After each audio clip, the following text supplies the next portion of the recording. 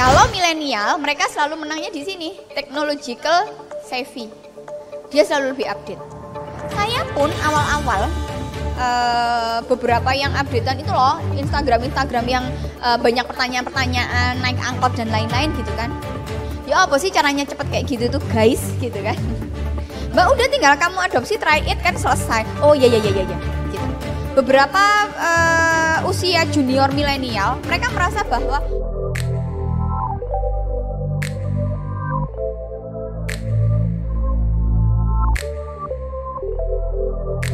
nah yang selanjutnya mereka memang cenderung berpindah-pindah tempat kerja.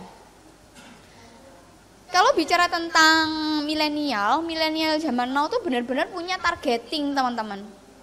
Oke, aku akan belajar kerja di sini selama 2 tahun saja. 2 tahun setelah itu aku bisa men-challenge diriku untuk bisa scaling up kerja lagi di tempat yang kayak gimana. Jadi teman-teman, kalau misalnya turnover-nya itu dalam skala bulanan, 3 bulan, 6 bulan, teman-teman memang harus sering evaluasi ya. Tapi kalau turnover itu masih di 2 tahun, 3 tahun, itu masih normal. Kenapa?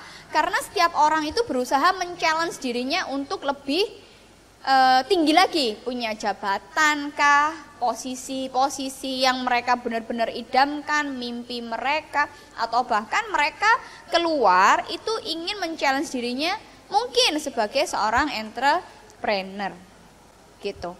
Yang jadi keresahan kan kadang pernah nih, aku dapat curhatan dari temenku, mereka perusahaan catering kue, pastry gitu kan, yang setiap hari dia ngajarin asistennya untuk mulai ngebikin dough itu apa? Adonan, ngebikin adonannya sampai jadi, sampai enak dan lain-lain, bener-bener yang kayak udah, oke, kamu tangan kananku, gitu kan, nggak lama. 1 bulan kemudian, Ibu, mohon maaf, sama suami saya diminta kerja di rumah.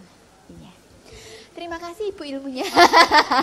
Alhamdulillah saya kerja di sini tuh dapat ilmu luar biasa. Semoga Ibu rezekinya lancar, alhamdulillah. Gitu. Banyak banget. Iya.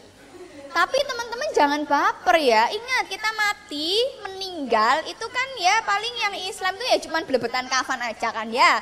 Kan nggak mungkin bawa loyang-loyang kue tadi kan juga enggak. Gitu kan ya. Jadi ya ilmu itu yang nanti akan dipakai orang. Apalagi kalau itu nanti jadi berkah untuk dia dalam keluarga dan orang-orang di sekitarnya. Lah, menjadi orang yang mau open mind untuk nggak baper gara-gara staf yang meninggalkan tempat kita, itu kita harus merubah mindset bahwa diajari minggat ya salam gitu kan ya. Tapi bagaimana kita pada akhirnya berusaha mensupport dia. Oh ya, semoga apa yang kamu pelajari selama ini di tempat kita benar-benar kamu bisa aplikasikan dalam kehidupan kamu sehari-hari. Dapat tuker, patah 1 hilang berganti, hilang 1.000 balik aman lah. Gitu. Jadi jangan pernah sayang, enggak apa-apa. Gitu ya. Jadi kalau misalnya ada tim yang berpindah-pindah kerja enggak apa-apa. Mungkin ya memang enggak match, nanti akan ditukar yang lebih baik lagi. Tinggal bagaimana kita nanti benar-benar bisa membuat SOP. Nanti kita ada triknya sendiri. Terus menyenangi pekerjaan yang fleksibel. Nah, ini terjadi. Lalu milenial berkata, mohon maaf, saya makhluk nokturnal. Saya akan konsentrasi di atas jam 8 malam. Kira-kira saya yang cocok di perusahaan ibu apa ya? Nah, Batman mbak, gitu kan. Bingung, gitu ya. Lalu hal-hal seperti itu tuh sebenarnya ada apa enggak ya? Ada. Normal. Saya punya 3 staff, kalau pagi diajakin meeting kan. Jadi gitu ya guys, paham ya? Diulang Mbak Andin. Jadi Arik, kita kan kemarin sudah meeting, social media engagementmu tuh sampai ini itu dan lain-lain. Kita cuma butuh scaling up. Bisa nggak kalau kamu mainnya nggak cuma di Ads, kita mau mainan SEO apa segala macam. Saya dikasih waktu Mbak. Ada. Mereka benar-benar fokusnya itu di atas jam 8 malam. Jadi tim saya itu ada yang kalau pulang dari ngantor, mereka pulang bawa flip chart bekas. Yang halaman pertamanya udah tertulis, dibawa pulang. Tembok kamarnya itu tempel. Dia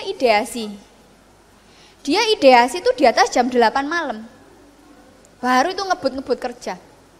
Jadi pada akhirnya kami memvalidasi untuk mereka-mereka yang memang fokusnya di sana, kita ngasih jam kerjanya ya di atas jam 2 siang. Karena mereka ngebutnya di jam segitu. Karena milenial jangan dipukul rata. Gak bisa. Kalau misalnya fokus nggak fokus terus dipaksa terus lalu gimana? Lalu gitu.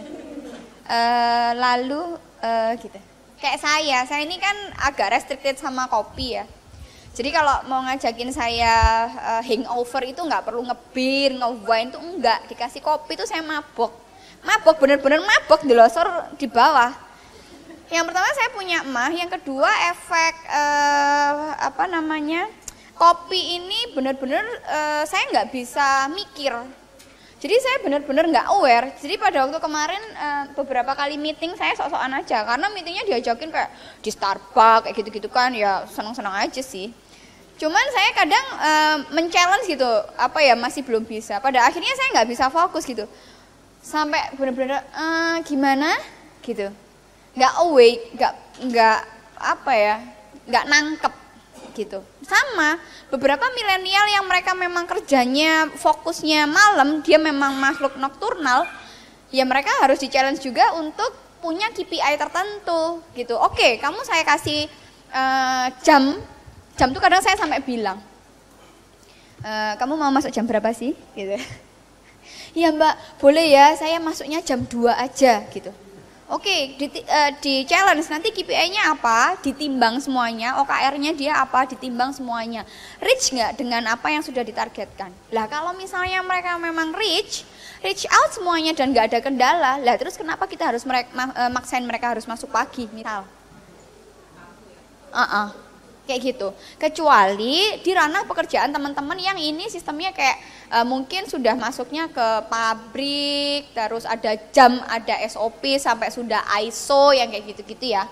Itu memang agak berbeda. Cuman zaman now teman-teman milenial tuh hampir nggak ada yang tertarik untuk mereka jadi pekerja pabrikan.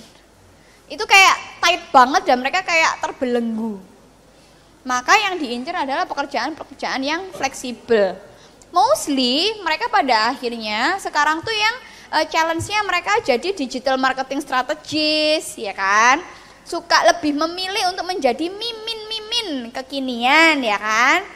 Yang hal-hal yang kayak gitu, yang jamnya bisa fleksibel dengan KPI yang sudah ditentukan, yang asalnya goals utamanya apa, objektif yang sudah ditentukan apa, dia tinggal reaching out goals-nya tadi.